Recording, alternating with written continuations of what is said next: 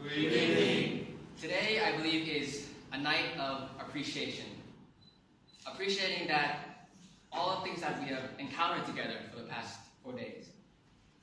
Like I've said during this afternoon session, I have learned tremendously from every one of you. Because, like I've said, this group is a group of like-minded people. Like-minded people who want to achieve success.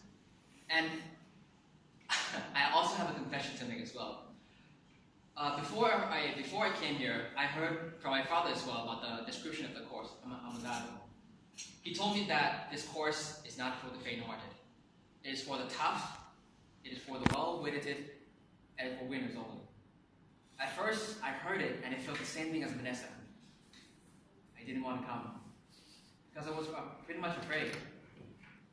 But now, looking back, I do feel grateful that I decided to come here, because the next 10 years, 20 years, 30 years, I will be extremely glad to look back and say that, Ben, you made the right decision to come here.